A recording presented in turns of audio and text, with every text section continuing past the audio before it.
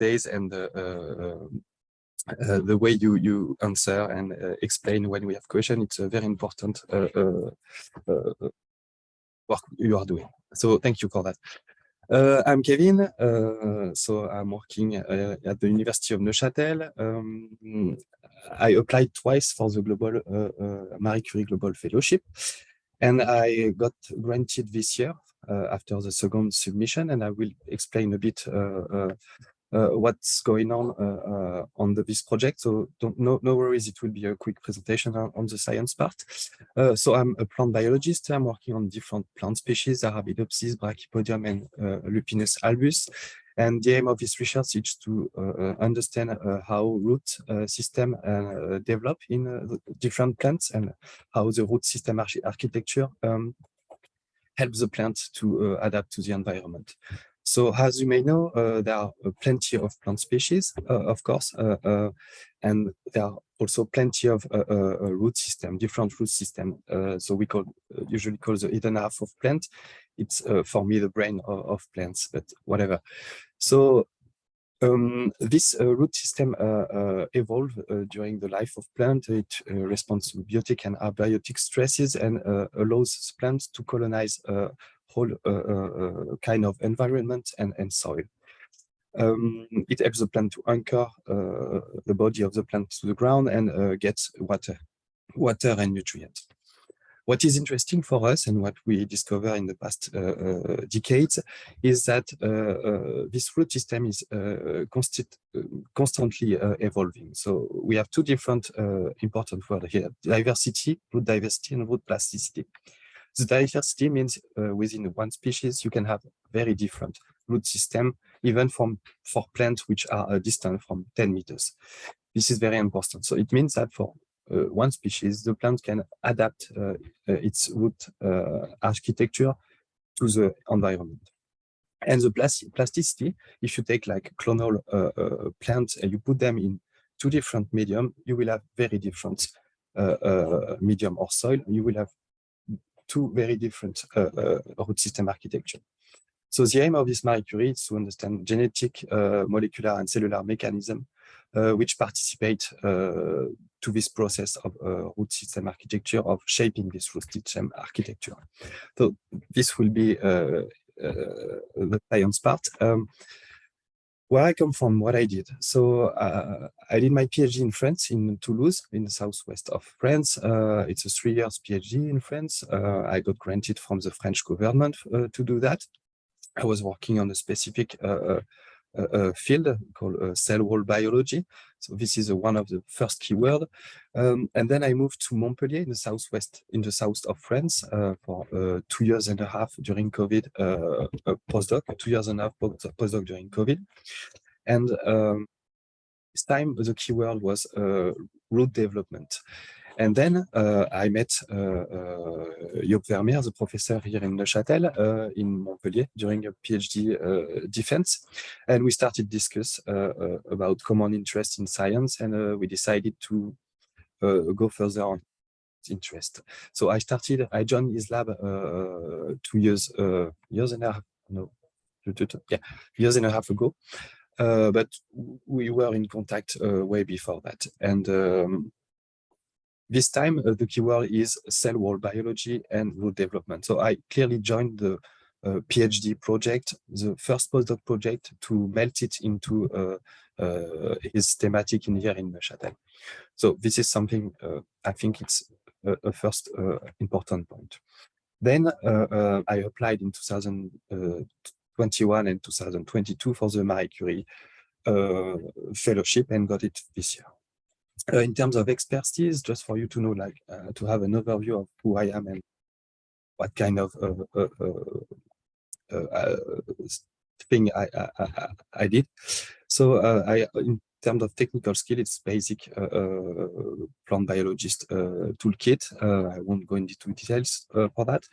During my PhD first postdoc, I got research article, review articles, and plus the thesis manuscript. So it's not so much article, but it's a good ratio in our field. I mean, 1 per year, it's a good thing. Participation in Congress and communication. So I really like going outside and present my work and discuss with people in conference. So each time I got the opportunity to move, I did it. So yeah, this is something also which I think it's important in creative networks. It also helps for the next step and building a new project, this network. I got some research project approved during my PhD for trainings, for organizing a conference, a retreat for PhDs, an international retreat. And recently, in between the two Marie Curie application, I got granted for a partnership with a botanical garden here in Neuchâtel. This is something important because it clearly made a difference in between the two proposals. Been talking about science and science-related skills, and now it's more focused on parallel activity, which clearly shows if you can have these parallel activities that you are able to do like the full set of what is a researcher, what is a modern researcher, let's say. So it's institutional responsibilities. I got representative in different council, doctoral school, and so on. Supervision, I think it's something very important, not only if you want to go or whatever, but you will be a manager. You will be a team manager later on, and it's good to show that you are able to lead science in somehow. Teaching activities is another parallel activities, but it's good to like have all those checkpoints in your CV. So I encourage you to diversify your activity, not only focus on science, but also on those parallel things, which brings you to an overview of what is a researcher work later on. So in terms of time, so as I told you, I met Joop in 2019 during my first postdoc. I met his supervisor. We discussed and we decided to submit a first project to the SNSF called Spark. I think you heard about it. It's a one-year project. We did it, but we didn't manage to get the fundings. And then I moved to his lab in Neuchâtel. We started discussing the Marie Curie Fellowship right after I finished my postdoc. So I finished in May 2021, and like 2 weeks after, we discussed about the Marie Curie Fellowship and what could be the project. So I was in holidays after 5 years of non-holidays, let's say during the PhD and the first postdoc, except for the COVID, but yeah. Anyway, so I took some time to write during this summer, during holidays. And I also took time to to relax. And when the first draft was done, I just put it aside and came back later on to have a fresh mind on the second. And it was really helpful, actually, to have this break. So allows you a lot of time to write. I mean, the earlier you can start, the better it is, because you can put it aside, come back to it, and it's really interesting to step back on that. And we submit the proposal the 12th of October. So just for you to know when you start to apply to this, yeah, those things are obvious things, but the mobility is very important. So meaning that during your fellowship, you will have to move to do trainings in different country. Yeah, you have to know it's a very intense process. Yeah, the win-win situation. So the institution, the supervisor, your skills, the project, your win-win. It's very important. You have to bring your skills from outside of Europe to a European lab, and this transfer is one of the key points for the evaluators. It has to be a win-win situation for both the two countries, the two labs, and you. Be aware of the qualification experience of the supervisor you will work with. the infrastructure and equipment you will have access to in the lab you will work, and also the related project and activities of the two PI you will work with. It's important to align with their research, and it also brings like a kind of more interest. It's not only your project, you are part also of team still. You are not PI yet, so it's important to be included in this large project in a team. Yeah, I would advise you to quickly check all the paperwork which are available in the EU site. Do a funding portals account. Check all the documents you can get, read it before starting, because there are many different points which are not so easy to get. So take time to do this. It takes a week of readings. It's painful for sure, but it has to be done, and it will help you later on for sure. So these are the prerequisites.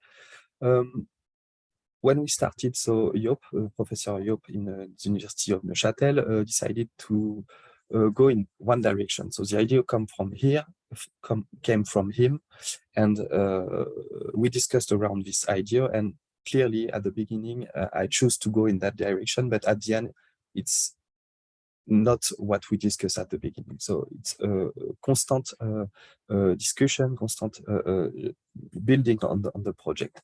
So from my side, I decided to bring collaborators, basically a friend I met in Toulouse. I did my PhD with Dr. Bruno Guillotin. So I wanted to work with him because he has skills that are really rare in our field, and I wanted to have access to this skill and bring them to Europe. So this is something I built the project around, like these skills and the collaboration with New York University. In between the two Marie Curie fellowship, I told you I got granted for a partnership with the Botanical Garden to get technical support, but still it's very important to show that you are able to get money with every way you can apply for. Then from Joop Vermeer, he brought like collaborators from Bern and from Germany, who will clearly have a different role in different work package.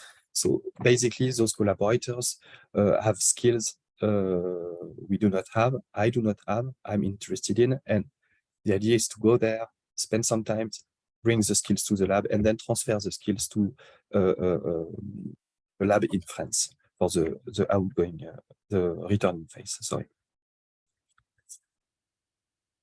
Okay, a few advice. I know it will be a very dense slide. I'm sorry for that, but you will get the PowerPoint, and you can come back later on this slide. That was the purpose, actually.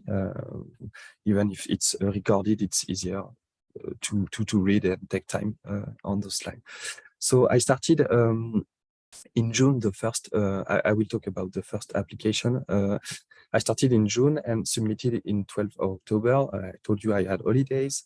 I did a first draft, in July, I would say, shared it with friends and collaborators for correction, and then went to holidays and came back later on to finalize the process. During all this time, I opened a funding portal account and check whatever document I can get and read everything. So the first idea was from the PI. I told you it's a new collaboration between three partners, and actually the two PI wanted to work together on a common interest, and I was clearly having the skills in between the two projects and make the link in between the two partners. So this is quite clear in the proposal, and I think it's a very good advantage to show that you are the link in between the two collaborators. And without you, no collaboration could have been done. Then what is important, it's really to define your topic, I mean, your niche, because you all know that it's a very competitive field, the research, or kind of research. So from the beginning, you have to think for a middle and long-term question, middle and long-term career project. This is really important. And when you pick your niche, you have to go for a new transformative research, something really new. Everything is new. I know that. That's not the point, but something that is clearly not nobody works on. It's a plus. Then we allows us 1 week to discuss with the two PIs. So I brought on the tables ideas of collaborators I mentioned earlier before. Everyone brings on table what they want, and we discuss around that. And then I start writing. At this step, we agreed on the project. Most of it, 70% was from my ideas, 30% was from the PI ideas. And I tried to melt everything and draft something which corresponds to our expectation. As I told you, it's good to start the part A at this time if you are really sure you want to submit as early as you can. Do the part A in the funding portals. It will help you also to have an overview of what is asking. Then the second step for me was to get example of proposal. So I asked around me at the national contact point, in the lab, in the grant office here in Neuchâtel and in France. I asked friends to get proposal, and in total I got 5, 6, 7, if I'm right, 7 proposal I read in total from different fields, but mainly from plant biology, of course. And from that, I tried to draft a list of keywords, because you will see when you will read proposals, clearly you have keywords you will find in all the proposals. It's a lack of originality, but it's part of the rules actually. So breakthrough, interdisciplinary, transfer of knowledge, complementary research, synergia, new skills, etc., etc. These words are important, and you have to use them in a way it makes sense when you use them.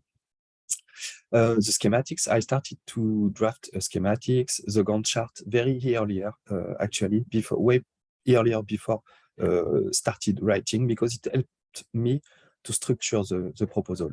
The schematics for the science part, the excellence part, helped me to have a clear overview of what is the main question, what is a biological question in my case I want to work on, and what are the 2 or 3 main work package I want to develop with this biological question.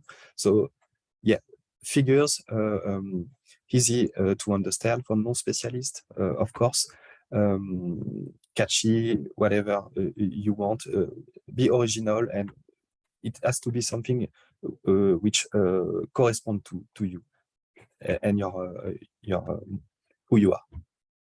Then I did the same for the Gantt chart. So it takes me a lot of time, but actually when you have the Gantt charts, it's really easier to follow it and see where it works or not to clearly write the proposal.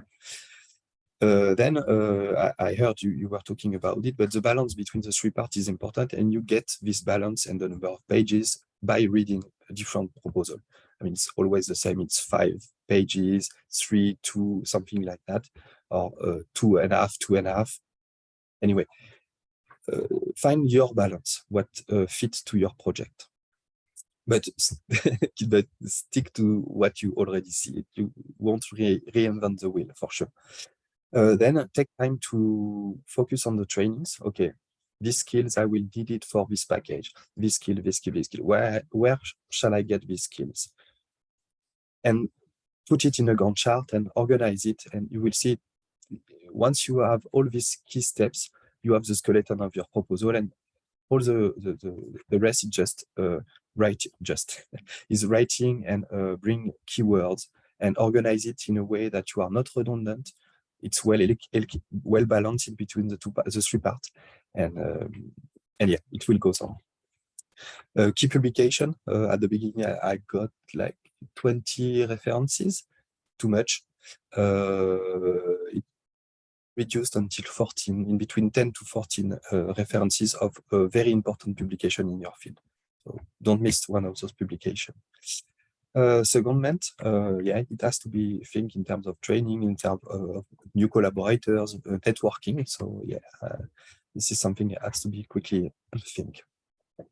Then the writing. So 2 weeks for the scientific part, the excellence, and 2 weeks for the implementation and impact part. Be clear on the objectives. So 1, 2 questions concerning the 1, 2 work package you want to work on.